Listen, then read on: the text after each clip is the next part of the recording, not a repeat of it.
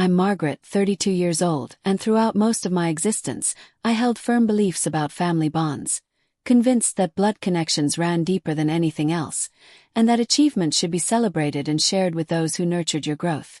I was the quintessential father's daughter, raised with the conviction that caring for my parents wasn't merely an obligation, but an honor. I pursued professional excellence, scaled career heights, and felt immense pride whenever I could ease my family's financial burdens. Sometimes, however, those you cherish most deeply can wound you in unimaginable ways. Before I reveal the details of that fateful evening when my father demanded I leave his home permanently, please share your location in the comments section. Remember to show your support with a like and follow our channel for more authentic stories that challenge conventional perspectives on family relationships. Allow me to describe the pivotal moment that transformed everything. My childhood unfolded in suburban Denver, where I embodied the classic daddy's girl archetype. Raymond, my father, earned his living in construction, returning each evening with weathered hands and weary expressions, yet he consistently made time to assist with my studies or listen to my collegiate aspirations. Helen, my mother, devoted herself to homemaking, maintaining our humble 3-bedroom residence in pristine condition while filling it with the aroma of freshly baked treats. Kenneth, my younger sibling, charmed everyone as the family's beloved youngest member, winning hearts with his natural charisma and athletic talents. Academic brilliance wasn't my strongest attribute, but determination was. While peers focused on prom planning and weekend festivities, I dedicated myself to part-time employment at our neighborhood grocery store, meticulously saving every dollar for community college education. My parents lacked the financial resources for a 4-year university, and I completely understood our household's perpetual economic constraints. Dad's construction employment fluctuated with seasons, and Mom's sporadic babysitting income barely sustained our grocery expenses. Yet I harbored ambitious dreams. I was determined to demonstrate that a young woman from a blue-collar household could achieve remarkable success. My educational journey began at Denver Community College, where I pursued marketing and business administration studies. Each evening following classes, I'd return home to assist Mom with meal preparation, then spend countless hours studying at our kitchen table while Dad watched his evening broadcasts and Kenneth engaged with video games. Transitioning from community college to a 4-year institution proved challenging, but I successfully transferred to the University of Colorado with partial scholarship assistance. I maintained 3 separate jobs to cover remaining expenses: weekend restaurant shifts, evening tutoring sessions, and early morning coffee shop duties. Rest became an unaffordable luxury, but every exhausted moment felt justified when I envisioned crossing that graduation platform. Following my honors graduation, I secured an entry-level marketing position in downtown Denver. The compensation wasn't remarkable, but offered stability and advancement potential. I relocated to a modest studio apartment and maintained my frugal lifestyle from college years. The difference now was having modest surplus funds monthly, and my immediate inclination was supporting my family. Initially, my assistance remained small-scale. When Dad's work boots deteriorated beyond repair, I purchased replacements without his request. When Mom mentioned our washing machine's concerning noises, I discreetly arranged repair services.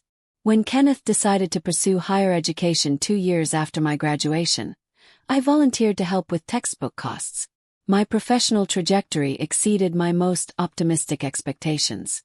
Within 3 years, I achieved promotion to marketing coordinator with doubled salary. By age 28, I had become a senior marketing executive, earning compensation beyond my wildest imagination. This marked the beginning of substantial financial assistance. Kenneth's university tuition proved expensive, and despite his financial aid, additional costs constantly arose. Textbooks, laboratory fees, housing expenses, meal plans. Dad's health began deteriorating, resulting in mounting medical expenses. Mom expressed desire to modernize our kitchen, unchanged since the 1980s. Our house required a new roof, updated windows, and the aging furnace struggled through winter months. Witnessing their difficulties while possessing the means to help felt natural, even fulfilling, using my success to improve their circumstances. When I suggested providing them access to one of my credit accounts for emergencies, they initially hesitated, but I insisted. Family priorities came first. Dad had always taught me this principle. The card was intended exclusively for genuine emergencies. Medical expenses, urgent home maintenance, Kenneth's unexpected educational costs. I trusted them implicitly. These were the individuals who raised me, who sacrificed extensively to provide the foundation enabling my success. During the initial year, monthly statements remained reasonable, $300 to $400, typically for easily identifiable and approved expenses. Dad's prescription medications, Kenneth's textbooks, Mom's occasional grocery shopping during tight periods before Dad's next paycheck. I felt satisfied helping, proud that my hard work could alleviate their financial stress. However, around the second year, changes emerged that created discomfort, though I attempted to dismiss these concerns. Monthly credit card balances began escalating. $500, then $600, eventually $800. When I inquired about increased spending, explanations became increasingly vague. Just household necessities, Mom would explain. Everything's getting more expensive, Dad would add dismissively. My first genuine concern arose during a Sunday dinner visit when I noticed Mom wearing an exquisite new necklace, clearly expensive, featuring delicate gold work with small diamonds catching the light. When I complimented it, she blushed, claiming it was a birthday gift from Dad. I knew Dad's birthday budget traditions, annually setting aside $20 to $30 from construction wages for Mom's special gift. This necklace appeared to cost at least $300. I remained silent, considering possible innocent explanations. Perhaps months of saving or Kenneth's contribution. However, I began noticing additional changes. New living room furniture, a large flat-screen television replacing the old tube model, Mom's professionally styled hair replacing her typical budget salon cuts, Dad's new clothing still bearing store creases. Credit card balances continued climbing. $1,000, $1,200, $1,500. When I called about specific charges, explanations sounded superficially reasonable yet left me feeling uneasy. Mom explained $400 grocery charges as stocking up during sales. Dad justified electronic store charges as Kenneth's school needs, despite Kenneth's supposedly tight budget. Automotive parts explanations accompanied charges at stores clearly not selling car components. I began scrutinizing credit card statements more carefully, discovering disturbing patterns. Charges at expensive restaurants, clothing boutiques, jewelry establishments, multiple same-store purchases within days, payments to unrecognizable service providers. The financial burden wasn't the primary issue.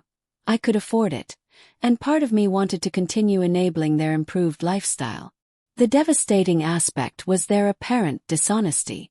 When I asked direct questions about specific charges, responses became defensive and evasive.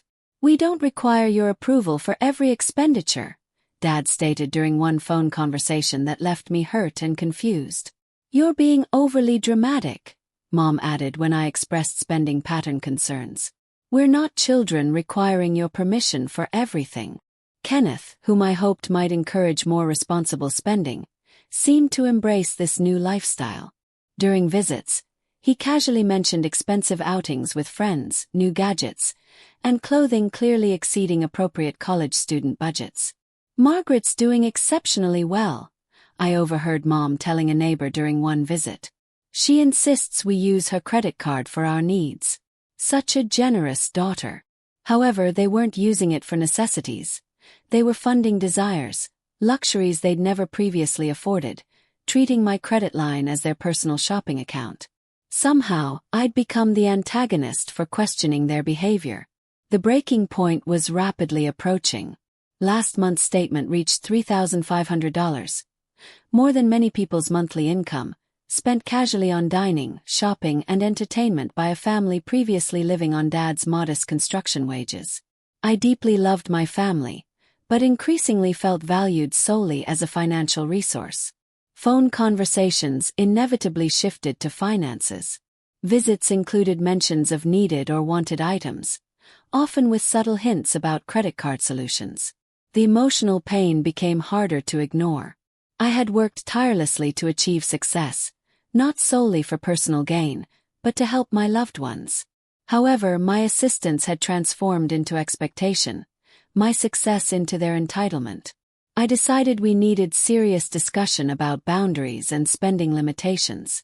Sunday dinner at my parents' home represented our family tradition, gathering around Mom's table to catch up on weekly events.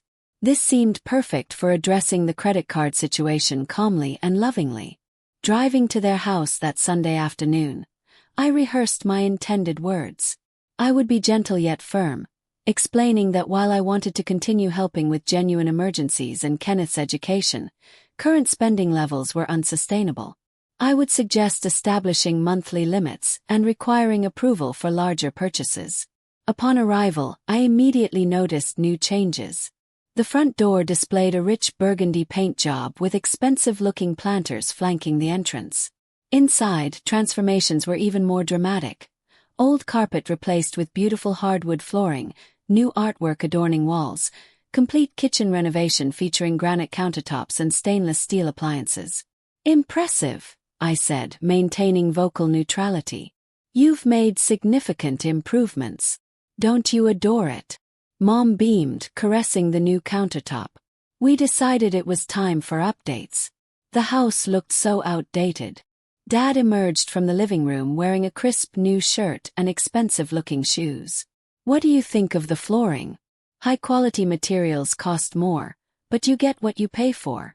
Kenneth appeared from his bedroom in designer jeans and a jacket probably costing more than my 3-month clothing budget. "Hey sis, check out the new sound system Dad got for the living room. The bass is incredible." My heart sank calculating probable costs for all improvements. The kitchen renovation alone must have cost $15,000. Flooring, paint, new electronics, Kenneth's wardrobe. We were discussing tens of thousands of dollars charged to my credit card without discussion or approval. During dinner, I attempted enjoying Mom's elaborate meal, but my mind kept returning to credit card statements in my purse. I had printed them, planning to review each item individually. However, seeing the extensive home improvements revealed the problem's true magnitude. "This roast is delicious, Mom," I said, trying to maintain normal conversation while gathering courage for the difficult discussion ahead. "I purchased it from that new gourmet market downtown," she replied. "Their meat quality far exceeds regular grocery stores. Slightly more expensive, but worthwhile." Everything had become slightly more expensive, but worthwhile. Premium groceries, high-end restaurants, designer clothing, luxury home improvements. They had quickly developed expensive tastes, funded by my credit card. After dinner, sitting in the living room with coffee, I finally retrieved the credit card statements. My hands trembled slightly as I spread them across the coffee table. "I wanted to discuss something with you all," I began, attempting calm, loving tones. "I've been reviewing the credit card bills and I'm concerned about the spending increases." The room fell silent. Dad's expression immediately turned defensive. Mom's face flushed red. Kenneth appeared uncomfortable, avoiding eye contact. "I know I said you could use the card for emergencies and necessities," I continued, "but some charges seem more like luxury items and entertainment. Last month alone totaled $3,500. "We haven't purchased anything unnecessary," Dad replied, his voice taking a sharp edge rarely directed at me. "But Dad, this $800 jewelry store charge doesn't seem like an emergency. And this $1,500 furniture store charge occurred the same day as a $400 electronics store charge. We raised you," Dad's voice escalated. "We sacrificed for years providing you opportunities. This is the least you can do to repay us." "I'm not trying to be ungrateful," I said, feeling tears threatening. "I love helping the family, but I think we need boundaries and perhaps discuss larger purchases beforehand." "Boundaries?" Mom interrupted, her voice hurt and angry. "We're not children, Margaret. We don't need your permission to live our lives. After everything we've sacrificed for you," Kenneth added, his words stinging more than anyone else's because I'd been so proud supporting his education. You make good money now, and you're acting selfish about sharing it with the people who made your success possible. What happened next shattered something inside me that I don't believe will ever completely heal. The conversation spiraled out of control so rapidly I barely had time to process events. One moment I was attempting reasonable discussion about spending limits. The next moment my own family was attacking me with viciousness that took my breath away. "You think you're superior to us now?" Dad shouted, standing and pointing accusingly. "You come here with your fancy job and judgmental attitude, acting like we're stealing from you." "Raymond, please," Mom said, but her voice lacked conviction. She was angry too, I could see it in her eyes. "No, Helen. She needs to hear this." Dad's face was red with fury. "We gave her everything. We worked multiple jobs to keep food on the table and a roof over her head. We encouraged her dreams when we could have told her to be realistic and get a factory job like everyone else in this neighborhood." "I know that," I said, my voice shaking. "I'm grateful for everything you did. That's why I want to help. But I can't afford unlimited spending without any discussion." "Can't afford?" Kenneth laughed bitterly. "You drive a car costing more than Dad makes in 6 months. You live in a fancy downtown apartment. You wear clothes costing more than our monthly grocery budget used to be." "I worked for those things," I replied, feeling defensive and hurt. "I worked 3 jobs through college. I studied every night. I earned my promotions. With the foundation we provided," Mom said, her voice cold in ways I'd never heard before. "You wouldn't have any of this without us. Without the values we taught you, the support we provided, the encouragement we gave when things got difficult." "You're right," I said, trying to de-escalate. "I owe you so much. That's why I want to keep helping. I just think we need better communication about large expenses." But my peacemaking attempt only seemed to increase their anger. "Communicate." Dad's voice grew louder with each word. "You mean ask your permission like we're begging for handouts? We raised an adult daughter, not a loan officer." "You're being completely unreasonable," Kenneth added. "You have more money than you know what to do with, and you're nickel-and-diming the people who love you." The accusations continued relentlessly, each more hurtful than the last. They called me selfish, ungrateful, arrogant, and greedy. They claimed I was flaunting my success while begrudging them basic comfort. They accused me of forgetting my origins and looking down on them. "I have never looked down on you," I said through tears I could no longer contain. "You're my family. Love you. I just want us to be responsible about money." "Responsible about money?" Dad's laugh was harsh and bitter. "You mean tight with money? You mean controlling? You mean making us feel guilty for every dollar we spend?" "That's not what I mean at all." "Then what do you mean?" Mom demanded. "Because it sounds like you're saying we're not responsible enough to be trusted with your precious credit card." The irony was overwhelming. They weren't responsible enough to be trusted with unlimited access to my credit, but pointing that out would only worsen things. "I just think we should set a monthly limit," I said weakly. "Maybe $500, and anything over that we discuss first." $500? Dad's voice reached levels I'd never heard before. "You spend more than that on your car payment. You probably spend more than that on monthly hair appointments." "This is ridiculous," Kenneth said, standing and pacing. "She's treating us like children who need allowances." "Maybe that's what she thinks we are," Mom said, her voice dripping with hurt and resentment. "Maybe she thinks her poor, uneducated parents don't deserve nice things." "That's not true," I protested. But they weren't listening anymore. Dad walked over to where I sat and stood over me, his face furious and voice shaking with rage. "If you don't like how we're spending your money, then maybe you should just take your card back and leave us alone."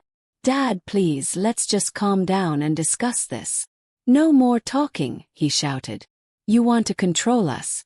You want to treat us like charity cases. Then here's what you can do. You can take your judgmental attitude and your conditions and your boundaries and you can leave. Leave and don't come back until you remember that we're your family, not your employees." The silence that followed was deafening. Mom and Kenneth stood behind Dad, their faces hard and unsympathetic. They were presenting a united front against me, the daughter and sister who had tried to help them, who had loved them enough to share my success. In that moment, looking at their angry faces, I realized something that broke my heart completely.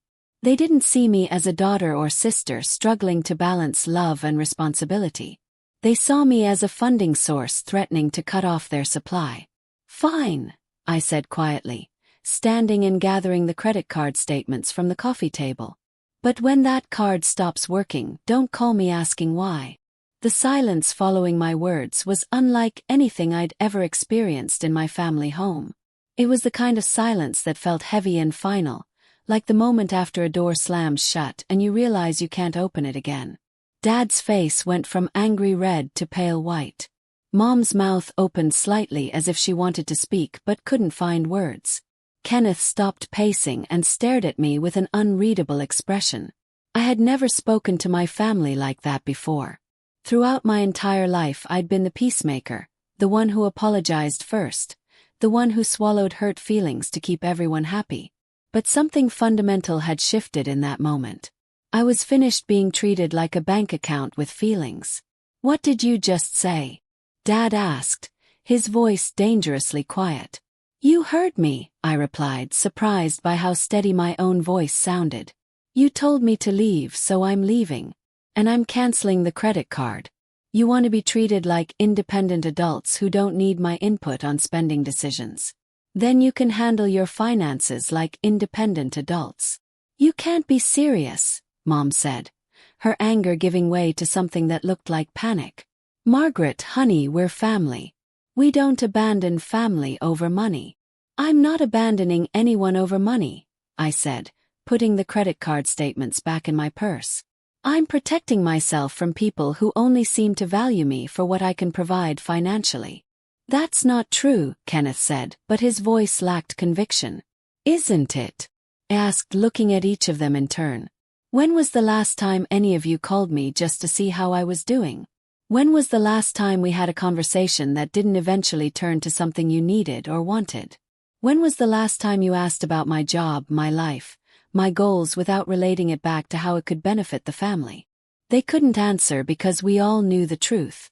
Somewhere along the way, our relationship had become purely transactional. I provided money and they provided. What exactly? Guilt when I questioned their spending, anger when I tried to set boundaries, accusations of selfishness when I asked for basic communication. "We love you," Mom said weakly. "Do you?" I asked. "Or do you love what I can do for you?" Dad's face was turning red again. "How dare you question our love? We are your parents. We brought you into this world. We fed you and clothed you and supported your dreams." "Yes, you did," I agreed. "And I've been grateful for that every single day. I've shown that gratitude by sharing my success with you. But gratitude doesn't mean I owe you unlimited access to my bank account for the rest of my life." "So that's it?" Kenneth asked. "You're just going to cut us off because we don't grovel enough when we spend your money?" The way he said "your money" made it clear that he'd never really thought of it as mine at all. In their minds, my success belonged to the family, and any attempt to control how it was used was a betrayal of family loyalty. "I'm setting boundaries," I said. "Something I should have done a long time ago." "Boundaries," Dad spat. "That's just a fancy word for being selfish." I walked toward the door but turned back to look at them one more time. If expecting honesty and communication from the people I help financially makes me selfish, then I guess I'm selfish. If wanting to be valued as a person instead of just a source of money makes me ungrateful, then I guess I'm ungrateful. "Margaret, wait," Mom called out. But I could see in her eyes that she wasn't sorry about their behavior.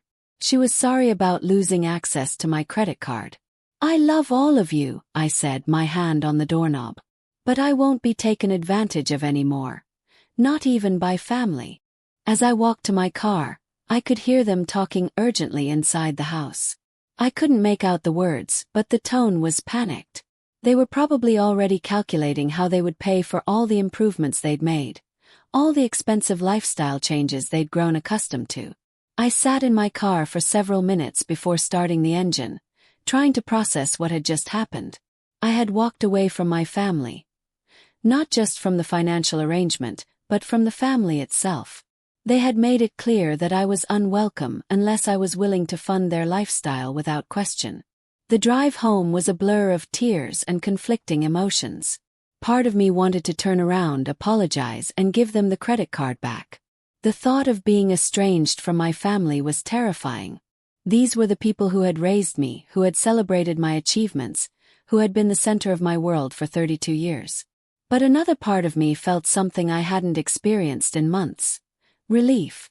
The constant worry about credit card bills was gone. The sick feeling I got every time I saw charges for luxury items I couldn't afford for myself was gone.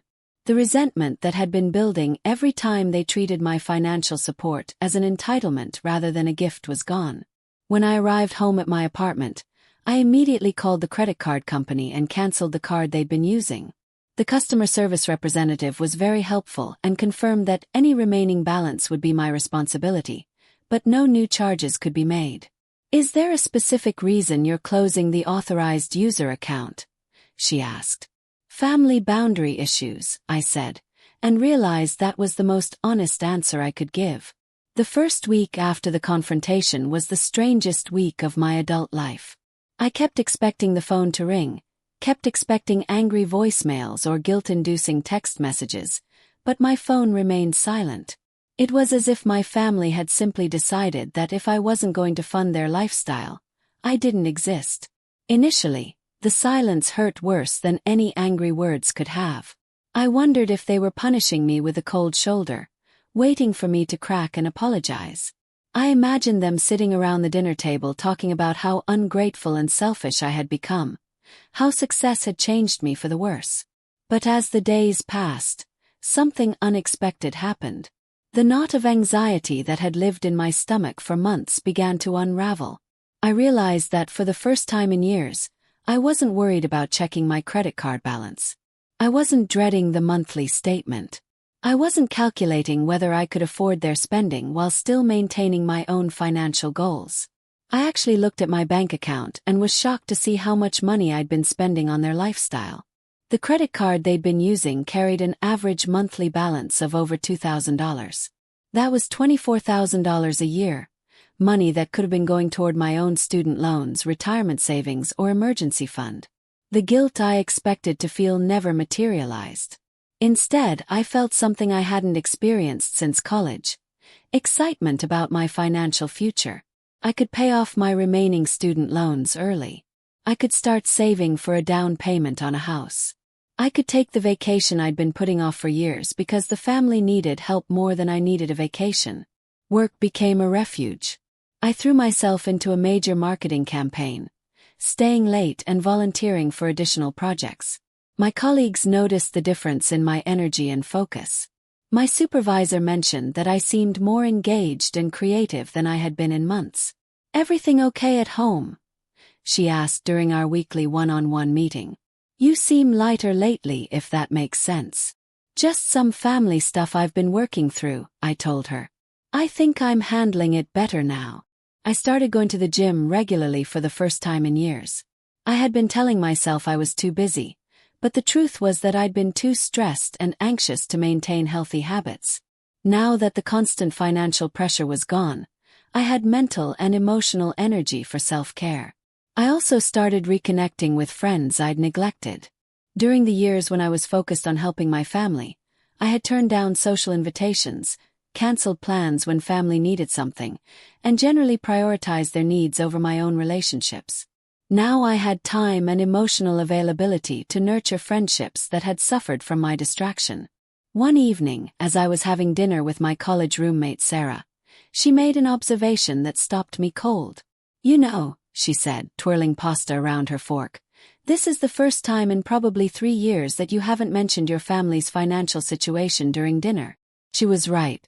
For years, my conversations with friends had been peppered with stress about family expenses, guilt about setting boundaries, and anxiety about disappointing people I loved. I had become the friend who always had family drama, who always seemed worried about money despite having a good job. I didn't realize I talked about it that much, I said. It wasn't bad, Sarah assured me. But you always seemed so weighed down by it. Like you were carrying responsibility that was too heavy for one person. That night, I reflected on Sarah's words. I had been carrying responsibility that was too heavy for one person. I had been trying to single-handedly lift my entire family into a higher socioeconomic class. And it had been exhausting me physically, emotionally, and financially. The silence from my family continued into the second week. And I began to understand that it wasn't a punishment or a strategy. They genuinely didn't know how to relate to me without the financial component of our relationship.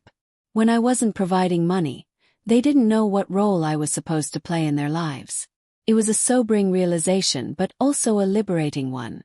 If our entire relationship had been built on my financial contributions, then it hadn't been a healthy relationship to begin with. Love shouldn't come with a price tag. And family relationships shouldn't be conditional on one person's ability to fund everyone else's lifestyle. 3 weeks into the silence, Kenneth broke first. I was getting ready for work on a Tuesday morning when my phone buzzed with a text message from him. The card got declined yesterday. What's going on? I stared at the message for several minutes, amazed by his assumption that I owed him an explanation. Not "I'm sorry about the fight" or "I miss you" or even "can we talk?" Just a demand to know why his access to my money had been cut off. I didn't respond immediately. I went to work, attended my meetings, and focused on my projects. But throughout the day, I kept thinking about that text message and what it revealed about Kenneth's priorities. His first contact with me in 3 weeks wasn't about our relationship or his concern for my well-being. It was about the credit card.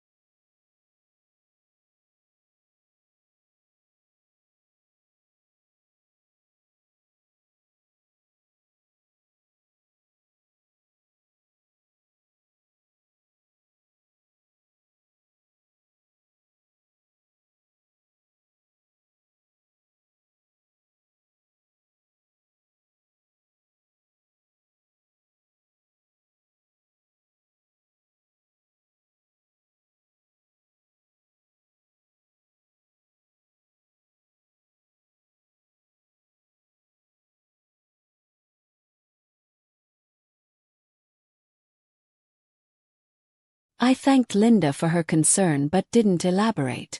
However, her words confirmed what I had suspected. My family had been living beyond their means, assuming that my credit card would always be available to cover their overspending. The most revealing message came from Kenneth on a Tuesday evening. His voice was shaking, and for the first time, he sounded genuinely scared rather than just angry. "Margaret, please, I'm begging you to call me back. We're in real trouble here. Mom and Dad took out loans assuming the card would cover them. They owe money to contractors, and the kitchen renovation company is threatening to put a lien on the house if they don't get paid. Kenneth owes money to friends who loaned him cash when the card stopped working. This isn't just about luxury stuff anymore. This is about keeping the house." Part of me felt terrible hearing the fear in my brother's voice. But another part of me was angry that they had put themselves in this position. They had made major financial commitments using my credit without consulting me, and now they expected me to clean up the mess they'd created. The fact that they owed money to contractors suggested that the home improvements I'd seen during my last visit were even more extensive than I'd realized. They'd probably started projects expecting to charge everything to my card, and now they were facing the consequences of their assumptions. But what bothered me most was that even in his desperation, Kenneth still wasn't taking responsibility for the family's choices. He wasn't saying, "We made mistakes and we're sorry." He wasn't acknowledging that they'd taken advantage of my generosity.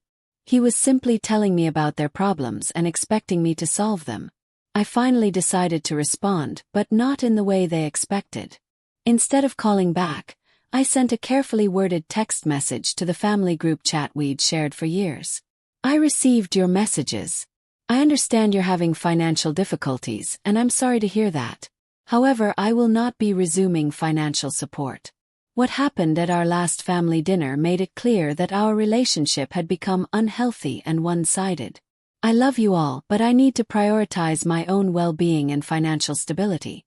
I hope you can find a way to resolve your current situation, and I hope that eventually we can rebuild our relationship on a healthier foundation." The response was immediate and explosive. My phone buzzed continuously for the next hour with messages that ranged from pleading to furious to manipulative. Mom wrote a long message about how disappointed she was in my selfishness. Dad sent a series of angry texts calling me ungrateful and heartless. Kenneth alternated between begging and threatening. But buried in Kenneth's messages was a revelation that confirmed my worst suspicions. "Do you know that Mom and Dad have been bragging to the neighbors about their generous daughter who insists they use her credit card for anything they want? They've been telling everyone how successful you are and how you wanted them to live better.